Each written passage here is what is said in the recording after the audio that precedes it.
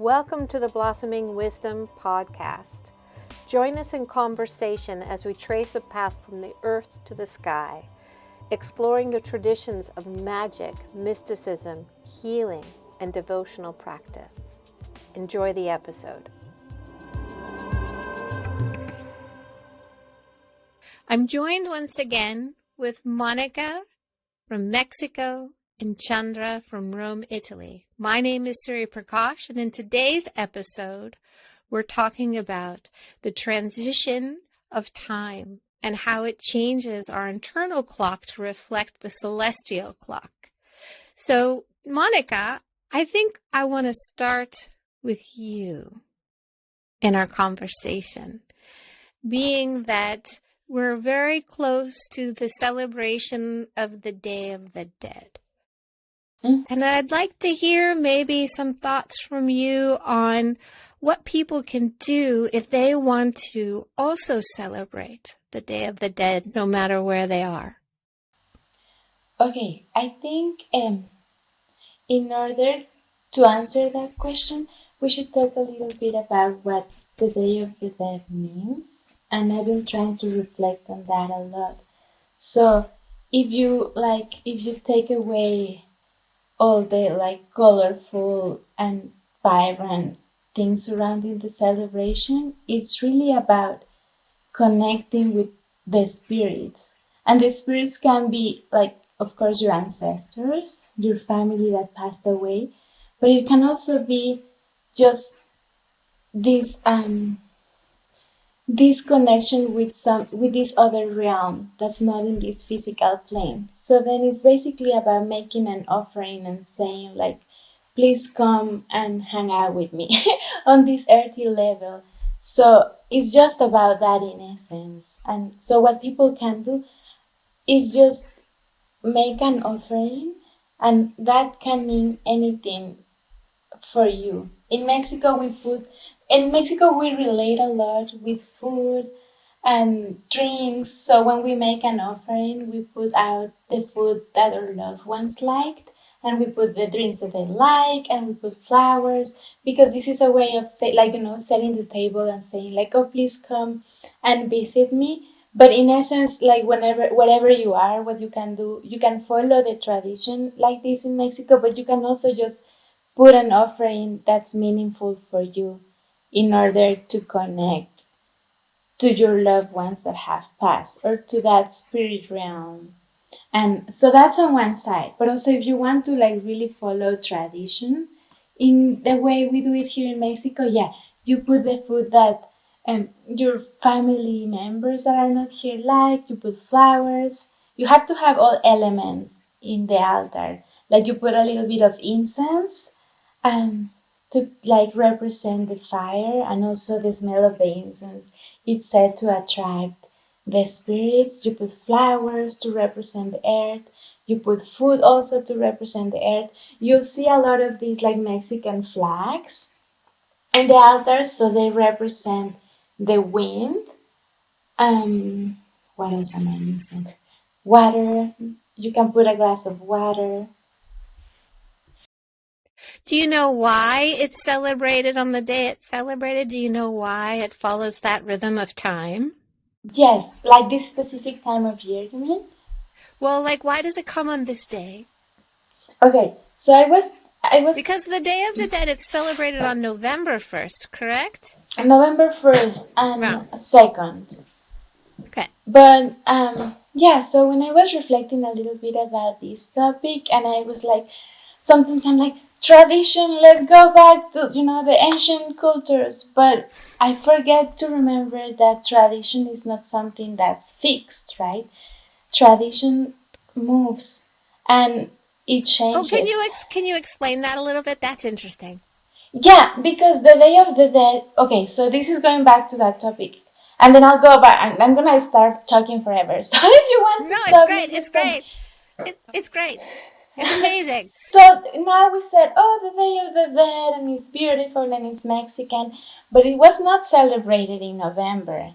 The ancient cultures had their rituals towards the dead, and I'm not I haven't been educated in like Mexican anthropology to give you facts and figures, but in a bigger notion, what I know is that it was celebrated in August and in other like throughout the year.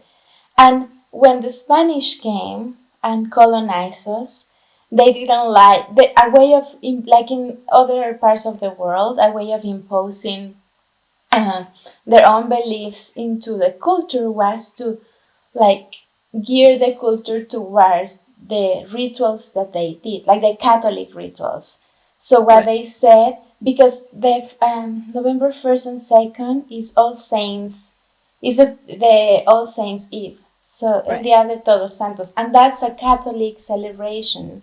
But then what they did, the Spanish is like, okay, you like celebrating that, so okay, whatever, you keep doing it, but let's just move it towards something that's ours, and Right. that's how it stayed like that. So actually, it wasn't done on that day, and I think that maybe you can speak a little bit more about that. But that specific time of year is more related with Celtic traditions in the north of Europe. Those specific dates, but in Mexico, it wasn't. It wasn't like that.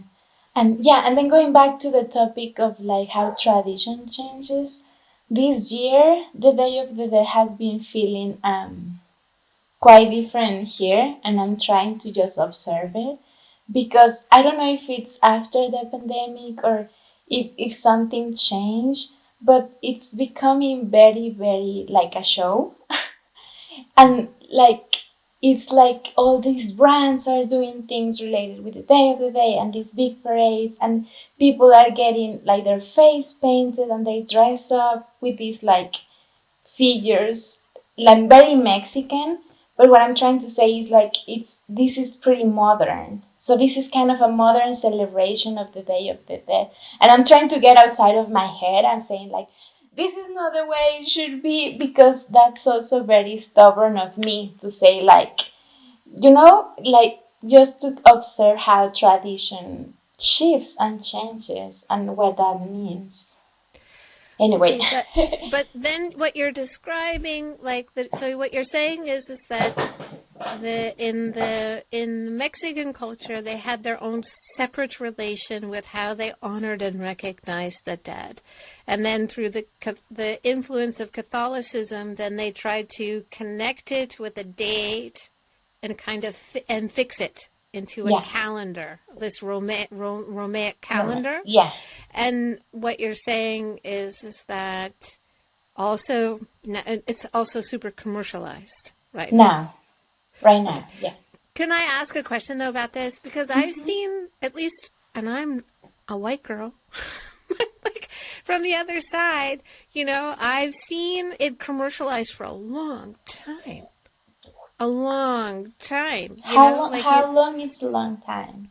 Like more than 5 years? years. 5 Yeah, years. exactly. Like where it just becomes, because I think what happens is that it gets adopted into a way to commercialize something, Yeah. right? And it's not about Halloween, right? No, no, Because no. Halloween is a separate thing, but like it's somehow a way to commercialize, to sell something. So then people just get into this rhythm, and it's a way to further disconnect from where the roots of the tradition really sit. So they're Yeah. actually, with their painting of themselves, with their trying to look like a skull, or they're just they're not more deeply connected. It's just like a circus. Yeah, but I'm also trying to not think about that way, because that's my natural way of going towards it. I'm like, this is wrong. What's happening? And instead of just going that route, I'm trying to say like why, because 5 years is a long time, but it's not a long time at the same time. Right. Probably it has to do with social media and the display and things getting. And what I'm like completely changing topics, but probably has to be with how people now make identity and cultural identity a way to sell things. And anyway, but I think and then I'm just trying to observe it. And at the same time as I'm observing it, it's like, why is it going towards that route? And what does that mean? I mean, just going back to it because I'm a fire starter, as that famous song goes. Like, I think we were talking about it maybe last year or the year before when we also saw in fashion, like houses like Zara ripping Oh, yeah. off the traditions of the people who do these very specific stitching and then making it as this mass production that people, I think there is, I think certainly there's a level of tolerance that should be had because there's always a gateway. I'm sure that when I started and I had my tarot cards and, I was doing my own kind of magic in my front garden when I was a little kid, I'm sure I was full of mistakes and doing all kinds of crazy stuff, but it was my gateway. Yeah. Like, that led me. So it's also a way to where there should be tolerance to say, okay, maybe it's a gateway, but there's also should be a place where the richness and the serious depth that's contained within it, that integrity is held because it's not like going through a drive-through of a fast food chain, which is somehow how society gets driven, right? Yeah. So I would take that position. But Say, maybe to say, we should, of course, everybody can do whatever they want to do, and it's all the play of Maya and God, like, what can we say? But maybe it's their gateway. Maybe it makes them opener. One would hope. I find it very fascinating how there is always this kind of exchange, not only in traditional kind of appropriation of traditional handicraft or rituals. It's not only in this, it's happening in any kind of, how do you say, like self-organized, successful movement, that it becomes somehow then also swallowed by capitalism and appropriated and then resold. And in a way, there is a cycle into that. So there is this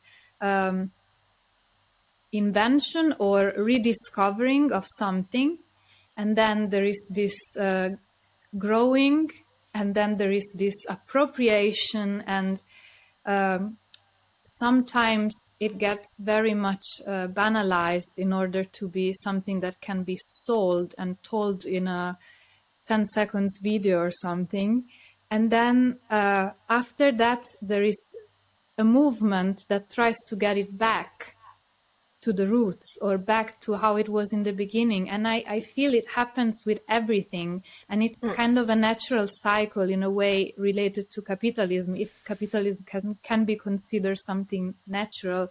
But it happens with techno parties. It happens with, street fashion. It happens with everything. So I find it interesting that there is always this game. It happens with neighborhoods that become very popular and then they become gentrified. Exactly. So somehow it's possible that this, in my opinion, that this opens up something for people who would have never been touched by it if it wouldn't have become, let's say, mainstream. It happens with music, of course, with yoga. Right. But in a way, there is also a risk that it stays on that superficial level and that it's not a gateway, but it's just what is there. And nobody ever gets deeper, actually, because people think, okay, I know this is this. And then somebody says, but there is this and that behind it. Oh, wow, I didn't know. So it can happen, but it not necessarily it happens. I feel that mostly it gets like something, we know about that. It's the thing with the skulls and stuff. And there was this James Bond movie, no?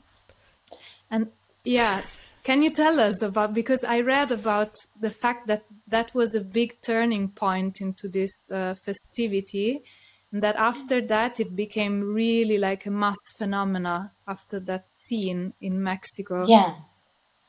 So, and this is kind of, sometimes I don't know if I'm explaining myself, especially about these topics, if I'm explaining myself well. But yeah, this happened. Like, I don't know which year this James movie came out, but I think the very first scene, it was like a long shot of like James Bond running on the top of the buildings in downtown Mexico City. And it was during the Day of the Dead.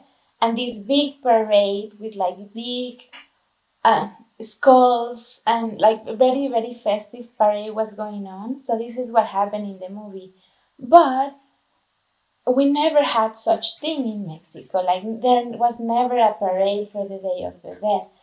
And then after that, but that's the interesting point what I'm trying to make, because after that, like Mexicans were like, that's a good idea, let's do that and capitalize on that. But it's it has its problems. It has its problems. And Mexicans, you know what they call that parade? We don't call it the Day of the Day parade. We call it like, jokingly, we said, oh, it's the James Bond parade.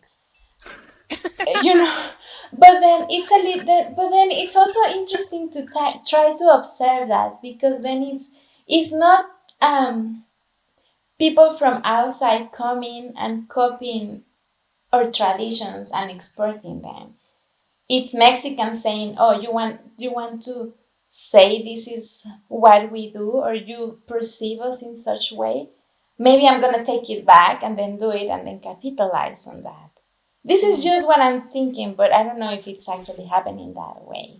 But it's also interesting, especially having conversations with other friends. Like sometimes when you talk about like what people think Mexican food is, what people think a Mexican culture is, and how that can be very stereotypical, and how changing tradition, this is the point that I was trying to make, and then changing tradition and saying, yeah, but this is modern Mexico with our problems, and this is what we are doing and what we're trying to do. Even with gastronomy, I think we're going in a completely different topic now, so you can stop me any time. But even and now Mexico City, like, it's booming. Like everybody wants to come here, everybody is here, and that has its big problems. But it's just as a witness, I'm just amazed to see that dance between what foreigners think our traditions are and how Mexico is growing and showing that. And also going back to Chandra's topic, I don't think, maybe you go to the other side of the spectrum and to make this a circus, and then you look at it and you are like, oh, wait a minute, but why are we doing this? What's the deeper meaning, and why did we start to do this? But I think it's a good way to, our nature is to consume. I mean, we're all guilty of it. Whether, we just consume. And I think good in some way, good that they actually capitalize it, maybe hopefully for their benefit. Maybe people are making extra money from doing something. But I think to turn the conversation back to like what people could do to actually honor and participate in this in a way. Because I know, I will just say briefly, we, in the Vedic system, we have in September what's called Pitru Paksha. And it's where because these cycles for us, we're always following the sun and the moon. Yeah. Right?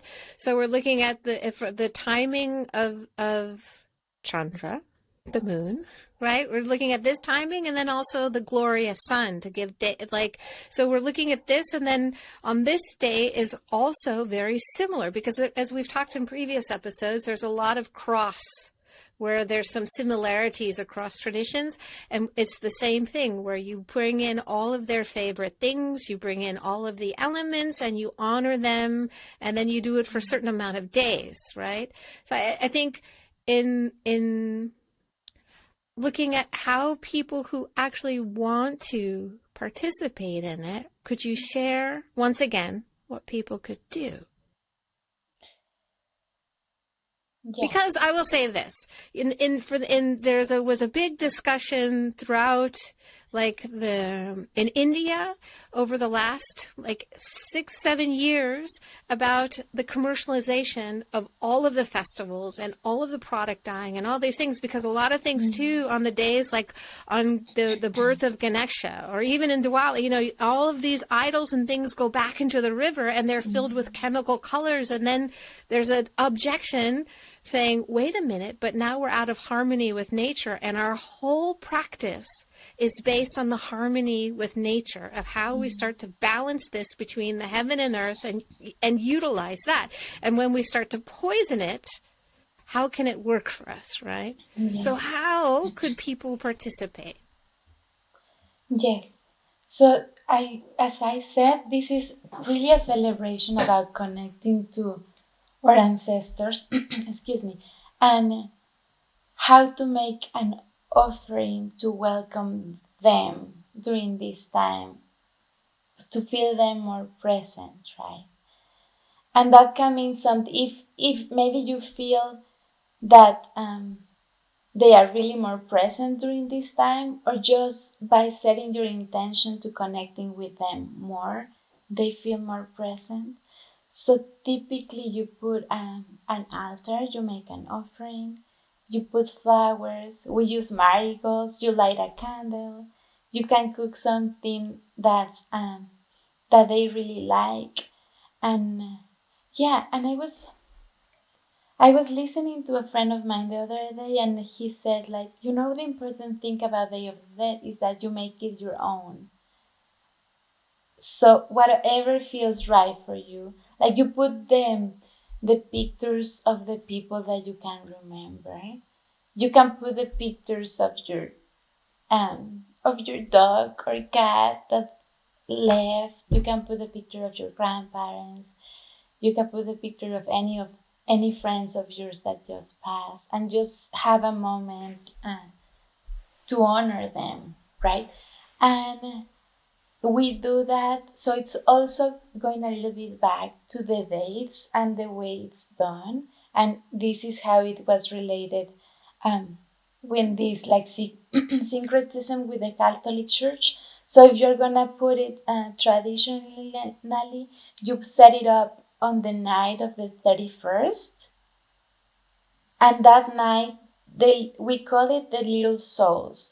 Like the kids, the people that passed that away when they were very little or they were kids, they come on that day, the first day. And then you can put, usually families that lost little ones, they put toys, they put candy. And then the second night, so the November 1st going into November 2nd, you prepare everything for everybody else, like the grown-ups, let's say. And it's just basically this feeling of like setting up the table for them, right? Wonderful. Thank you, Mónica. Yeah. Thank you. I can say from because I don't celebrate the Day of the Dead. I recognize it, but I don't really. It's like not in my habit. But in this Pitri Paksha, I recognize within me, and maybe it's the same for you, is that as I'm shopping for the things, like to make them the food they like and the things, it's already days ahead where it's actually coming active within my system, where I start already to feel connected. You know what I mean? Like I think that's also, I don't know, and I want to ask Chandra a question, but I just want to lastly say, I kind of also have this feeling that with the change with the seasons in nature, like here it's very dry, fall season, also in Ayurveda, it's very dry. It's also bringing in this element of sweetness through our devotion to connect with something outside of ourselves. So I also feel like in this way, it's subtly working on that element as well. Yeah. Okay, Chandra. I want to ask you, or do you have anything you want to ask Mónica about the Day of the Dead? No, I was just connecting it to something, but I want to hear your question. No, I want to hear your connection first. 'Okay, so first of all, maybe the first time I celebrated Day of the Dead was last year, because our Mexican teacher passed. And so we made a little party here for him, and we prepared his favorite pasta, because he loved pasta, very spicy. We gave him a lot of chili, like a little bowl of chili. And we made him also couple of espresso coffees during the day. And it was amazing. Sweet. And it was really, I think, the first time we were like really setting the table for him with the plate, with the fork and everything, as if it would be, he would be sitting there with us. And it was really amazing. And in the meanwhile, actually a little bit before, and I didn't manage to tell him because he passed before I had the chance to tell him this. I researched about the village of my great grandmother, so the mother of my grandmother. And it is a village in the mountains in Calabria. And it is special because it's one of these villages where these Albanian people moved in the 15th century, 15th, 16th century, because there was this big warrior in Albany, and he was defending the Vatican from the invasion of the Ottoman Empire. And once he defeated the Turkish Empire, the Ottoman Empire, the church gifted the land, gifted the Albanians with these pieces of land, with these villages all over southern Italy. So these communities moved there, and they managed somehow to keep their culture intact until now. So there are these small villages, mostly in the mountains, for what I know, and they still have the language, which is kind of an Albanian, like an ancient Albanian. They still have the Orthodox rite, so they don't have the Catholic one, they have Christian Orthodox, and they have quite some rituals. What I found out is that in that village where my grandmother, actually not my grandmother, but her mother, Adelaide, was born, they have this kind of similar time as the celebration as the Day of the Dead, but it is in February and it lasts for like 10 to 12 days. Now I cannot remember exactly. And in this week or 10 days, they have, they also put food for their beloved ones from the family who passed. They put candles, they set the table for somebody else also. And they say that the spirits are among them, so they can talk to them, just the same. And it really impressed me. But the thing that I found the most kind of crazy is that the saddest moment of this is when the dead go away. So like when the spirits, they have to go back. They are not among us anymore. So it's the end of this week or 10 days of celebration. And then they make a big procession with the priest to the cemetery. And at the cemetery, they pack, how do you say, they put out all the food that they prepared, like, you know, like Italian pasta with cheese and whatever, meatballs and sweets and cakes and wine and cigarettes, and they share with their dead beloved ones on their graves in the cemetery.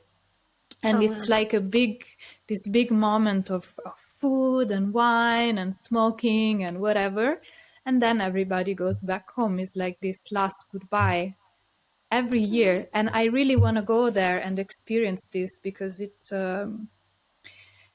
I feel it so much with this Day of the Dead, and maybe this is a reason for it, that it's somehow in another way it's also in my blood. Mm. That's a beautiful. So you will put it in your calendar to go next year, I suspect. Yeah, I hope I can. I would love to. I have to, actually.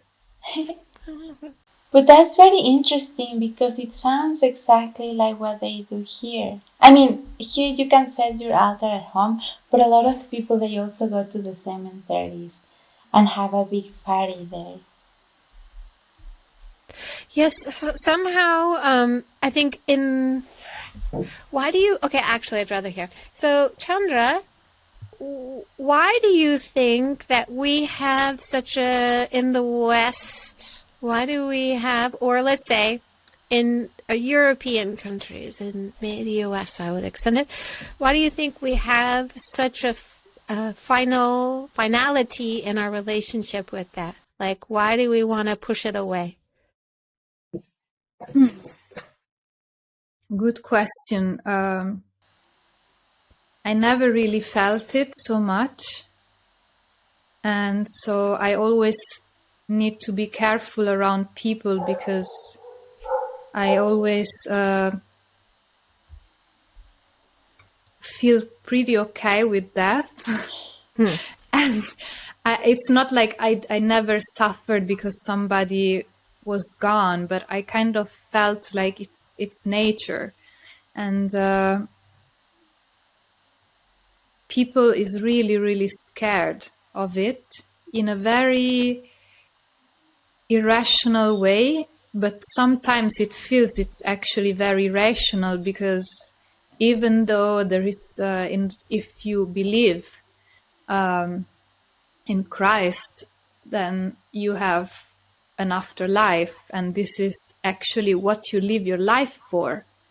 No, basically, this is one of the precepts of Christianity. Like, you do whatever you do in this life, because then you will go to paradise, and if you don't behave, you will go to hell. So it's all about the afterlife. You cannot be a Christian without the afterlife. It doesn't make so much sense.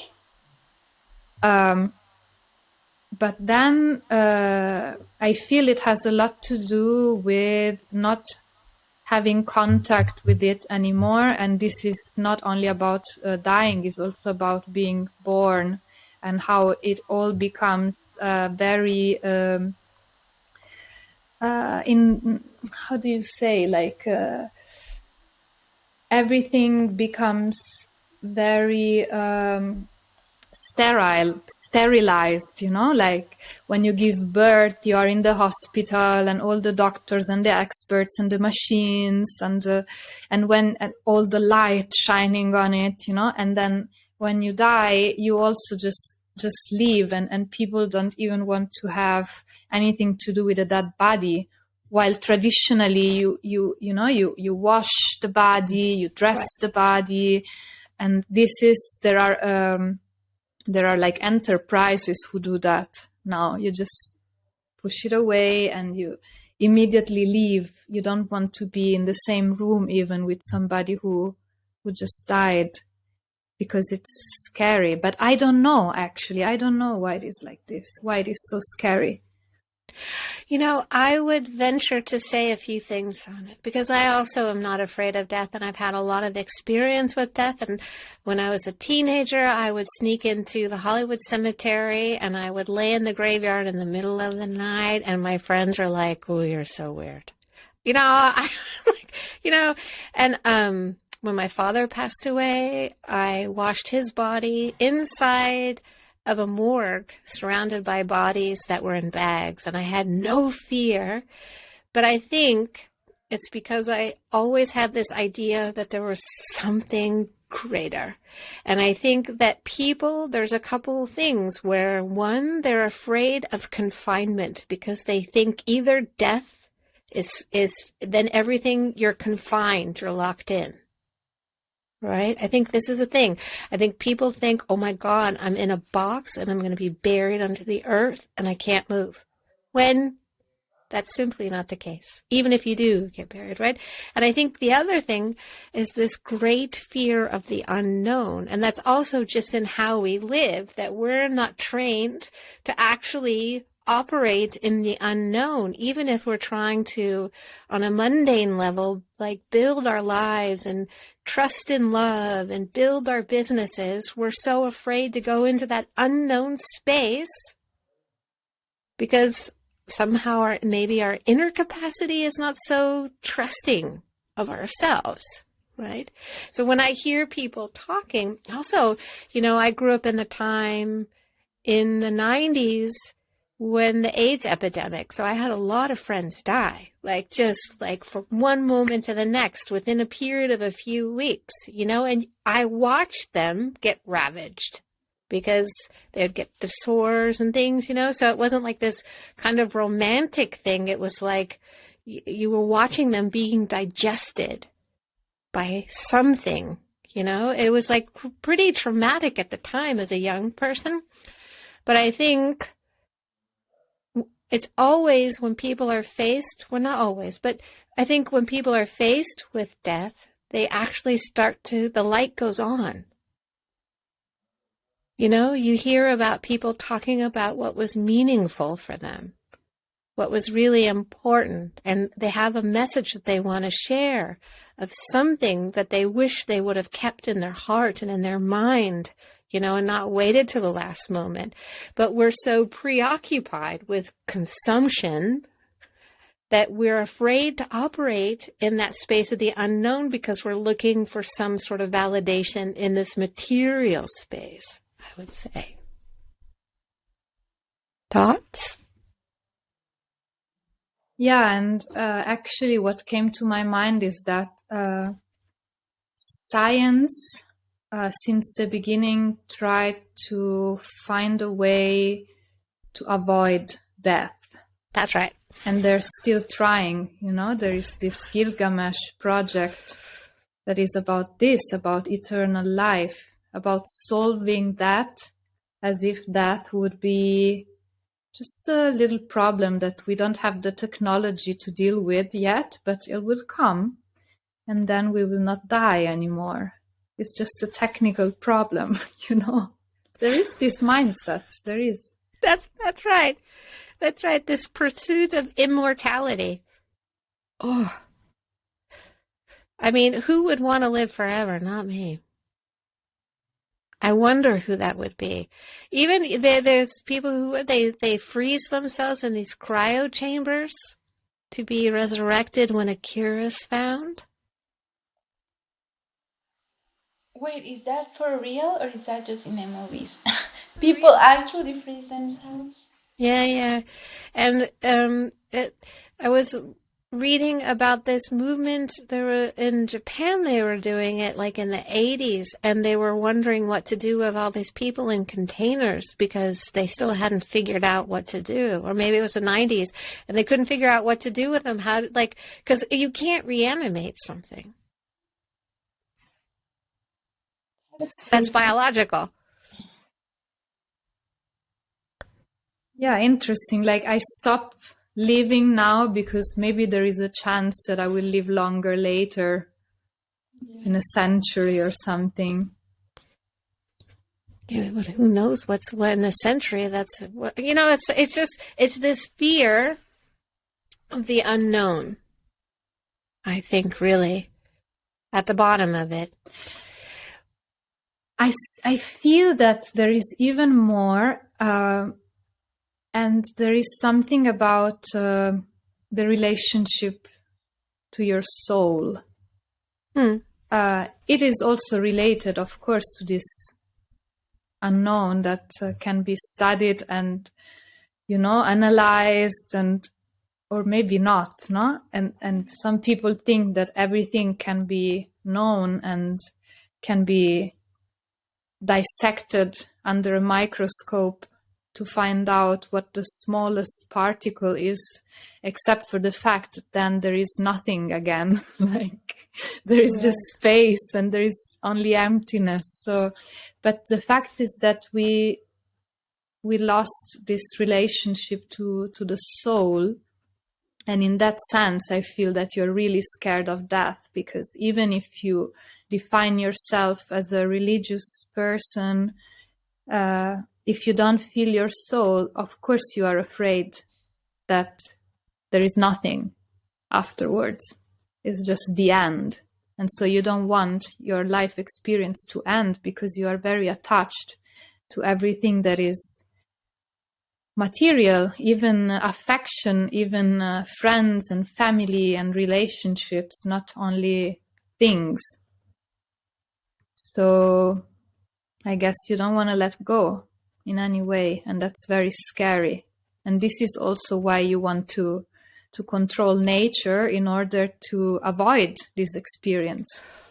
Right, but then it's still with this unknown, like this unknown working of creation, right? And how we relate within ourselves, this self-trust, which comes from the soul. It's not a physical thing, but like where we know we're not defined by this physical expression that we're having right now. It's only helping to give us at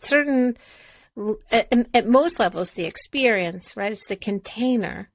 But I think it's also this, in this unknown, not connecting with the unknown and not trying to define even the infinite as one thing, because everything we put into a box.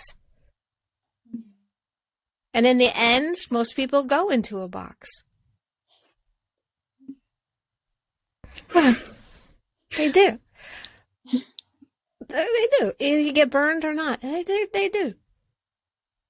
So I want to circle the conversation back to where we started and going back to the cycles of time. And I want to ask Chandra, what do you think why it is that we have these more mystical periods at the end of the year? So it's like really starting from the fall season on, from the northern hemisphere. Like, why would you say that is? Well, somehow you said that before, like how people, when they feel that death comes near, then they start to see their own life in a broader view and deeper. And you start to really probably get also interested in spiritual matters that you were, even though you were not at all interested before, because you were very concentrated on life and work and, like getting busy with things. And so this is the same thing, since nature is going to this cycle of the cold season coming and the leaves falling and, towards this kind of end. And then there is the rebirth every year. We also feel like there is this darker, shorter, colder days, and we stay more at home, probably. I mean, here is terribly hot in Rome, so there is still very much green all around. It doesn't feel like autumn yet. It's really a little bit scary. It's full of mosquitoes and people go around in t-shirts. That's very weird. So normally it's not like that. But still there is this feeling that in the summer, there is so much light all the time and you want to be outside all the time. And when there is more darkness, you go inside. I felt it also when I was in Iceland during winter, that their homes were so beautiful and so cozy and so well made. And of course, I thought like, it must be because they spend so much more time at home when it's so cold and dark outside. So this is also a metaphor or just a parallel to this going within when you cannot go out. Right. This is the feeling actually that I have. Right. I agree with you, but I also think that it's only our perception. I'm not sure, and I'm probably wrong because I know I'm full of mistakes and I'm ignorant in a lot of ways, but I think somehow it's always available to us. It's just the place, because like you said, in the summertime, the sun goes at its zenith at the solstice, and it's just light, light, light. And our perception of time is so skewed because we think it's endless, especially in Europe, we have long evenings. My brother in the very north in Sweden, it's like the sun sets at midnight and rises at 3. They have like a few hours of darkness. So there's this perception that time just goes on and on and on. And I think but I don't think that magic and mystical experience is not found in that space. Maybe it's our perception of the flavor of it, if we would call it that. Because I experience that it's my perception. Even like when I was doing the celebrations for Diwali just the other day, for me, it was just so charming and it was just so lovely. It was just like incredible, but I also know that I was enjoying it in 2 planes. I enjoyed to create the altar, create the space, to pull the things together. Even the unpacking it, I also enjoyed, but I also thought but the light is always there. And I think that to remind myself, because maybe I also have a dark mind where I always see the negative first, maybe, that I have to keep training myself to look to the light. But I can say that there's equally mystical and magical spaces that's not just in these darkened times. I think it's our perception because we're inside, we can't go out so much, we light the candles, we make it cozy, we have warm things and we're holding it and we're thinking of our heart. But I think that there's equally mystical and magical spaces every day, not just from September to spring. When then we think we're reborn, and let's go back to consume. We see the trees become naked and we start to reflect as if we're bare like them. But I think we should think about that all the time. It's when I look out my window and I have my tea in the morning or my coffee, I see the squirrels jumping and I see the crazy birds who are coming to nest because the trees are naked. And I can see into their world where they were covered before because of the leaves. But I know they're always there. It's not just because the tree is naked now with no leaves. I can see them, but they're always there. And I think it's the same with this experience of spirit and of the divine. It's always there. So, I know from the celestial bodies, we look and see the sun goes to its zenith in June, 3rd week of June. And then it goes to the throne of the king. And then it goes into this healing space of the Virgo. And then it goes to die, actually, in the sign of Libra. So, the sun rises in the east and it dies in the west. So now the sun is from the north, it's in the very west and it's going through its transformation and then it will go into Scorpio and rise again. So I know from the celestial bodies, there's also this looking at from the sun being the symbol of our soul. We're watching it go through all of these periods of cycles of change. And then we have the eclipses that become these clocks of doors that open and reset us and shake us, some to varying degrees depending on what their constellation is.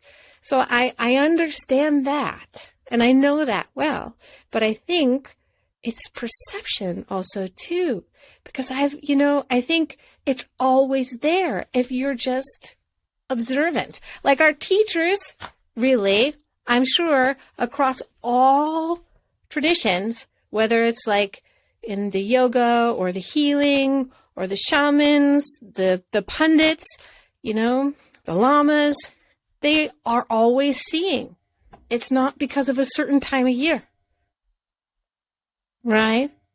And so I wonder, like, is this also a part of commercialization so we get to Christmas? Like I wonder. I mean, I know certainly not for like in the, the Vedic, they also follow this time of the dead, but I wonder if it's also this way to consume in another way, because I think it's always there. I think it's always present.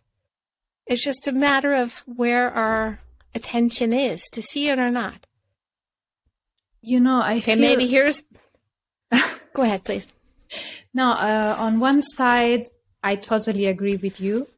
On the other side, I feel like it's actually so nice that we are flowing with the seasons and with this, that everybody is having this feeling in the Northern Hemisphere that we are going in this kind of slower, cozier, darker time.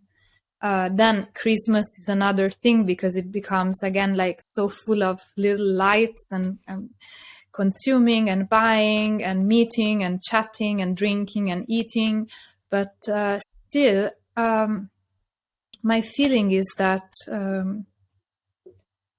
there is like this kind of energy. I don't know how to explain that now. But in these times, we have a lot of light.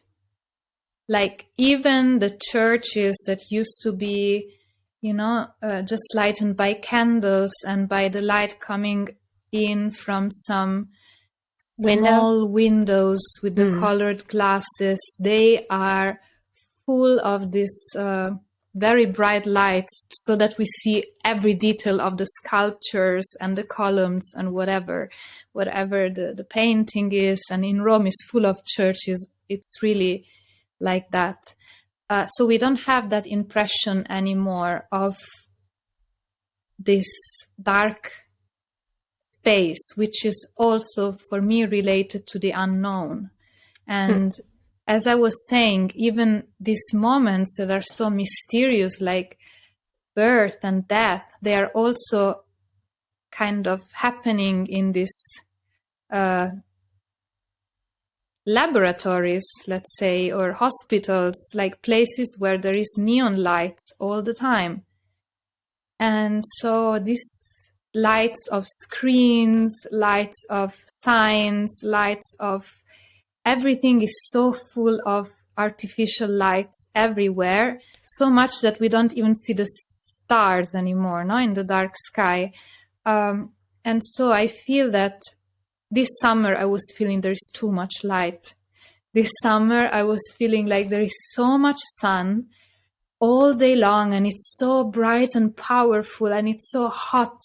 I want to be like in Scotland, in a castle, when it rains and you put the fire and you just stay there with candles and just enjoy this kind of thing. So I was dreaming of autumn during summer, which never happens because I used to love summer, but it's like too much. It's too much light, which is also this, for me, it sometimes is also this wanting to understand everything and no shadow at all, light, and love and whatever. It's everything feels like that. So going into the soil, which is so dark and humid and mysterious, I feel like that is something that we need, because we are projected towards the sky and the sun and the light, artificial or natural, like light everywhere, inside, outside, whatever. And so I feel like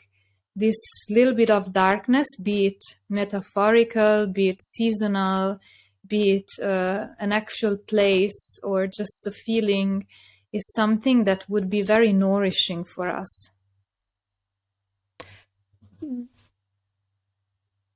I think I fully agree.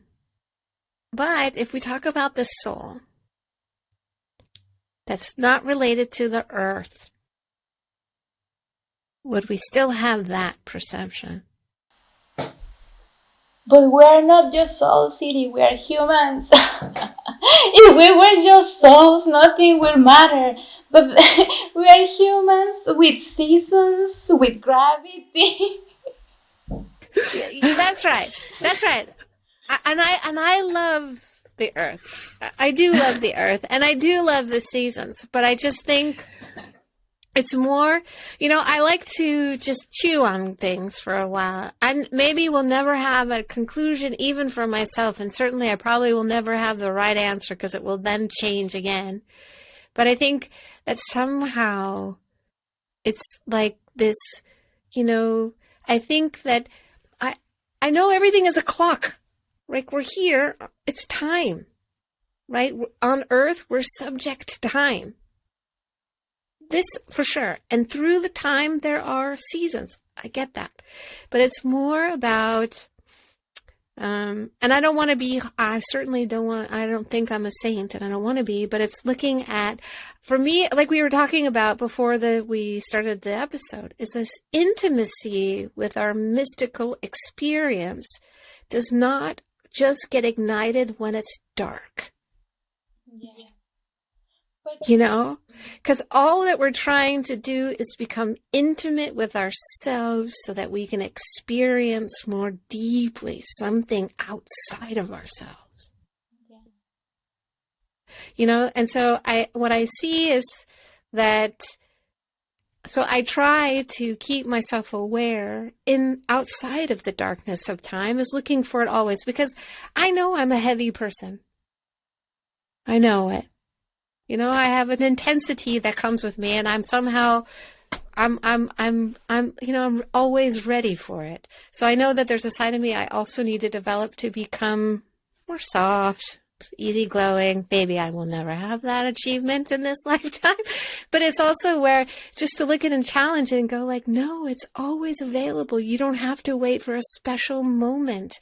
This moment right now is perfect.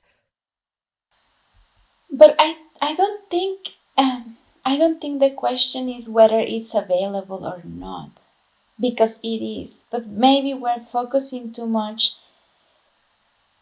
in the specific feelings of this season, because the magic is always available but has different qualities. Just going back to the seasons, like I also come from the south of Mexico, which has like millions of different festivities. Like maybe you have like a festivity celebrating something every day, and there's magic in that. But for example, there's like a big celebration in the summer in which all the different, in my state, all the different people from outside the center of the state, everybody has different traditions, they dress different, they cultivate different things, and everybody comes together in July and they dance. And then dance and dance under the sun, like the burning sun, and they start, this is one of the festivities we have in the south, and they start throwing away what they, not harvest because it's not harvest season, but what, like the bread, or the, like mezcal, or tequila, or like, and it's this sharing time. It doesn't mean it's not magical. It's magical radiating with the sun, with this energy, with this lively energy. And I feel it's all, like the whole year is surrounded by that. But maybe it's something specific about this season that makes you go inside. And it doesn't mean that you cannot do that, but it just has to do with the quality of the seasons and of being a human experiencing cycles and seasons on the earth. Right. I mean, it's also with the summer and the spring, the sun being up, the sun being the soul, it's all externalized. So our experience naturally becomes externalized. And then when it becomes more dark, it becomes more of the moon cycle, where it's like contemplating and it's going in. And it's a lot of this emotive experience of things, and perceptions start to change, because the moon's our perceptive lens with how we view things. So I understand this with this too, but I would just pose the questions. But what do I know? but it's like I think it's magic is all around. But it's okay. It's boring also to relate to it in just one way. I will find it. If it was only fall and winter all year round and going not actually right, but just that sensation. I don't mean that it's gonna be dark the whole year, but it's just if you're just gonna be in that deep reflective space for a whole year. I mean, maybe it's nice to connect to this magical space with different qualities, which it does. But it's just exactly what you're saying. Like the magic is there, but and then the other question is, are you able to see it, or do you need the lights off to be able to see it? I mean, do you need the darkness to be able to see the magic, and you are too distracted when it's not that space? Right. And maybe that's exactly it, Moni. Maybe that's exactly it. It's this part of this unliving and finding the balance with the living. Maybe that's really it. So finding that perfect middle ground where you're living, enjoying, but still recognizing you are not the doer. That's it. That's a nice way to end this episode. Brilliant. Any last words? I just want to say that I love the seasons. Because it's so exciting. They always change, but you know that they will come back. And so you can just let them go and wait for next year and enjoy the next one and the next one. And each one is so special in its own way. And when you get bored of them, then you know that it's going to be just some weeks or maybe a month until the next one. So it's like life can never be boring if you relate to that. Beautiful. Well said. Thank you, Chandra. Mónica, any last thoughts? No, maybe the only thing I'll say, and just a little bit going back to making an offering on the Day of the Dead, it's if you take the opportunity to connect to these times in that way,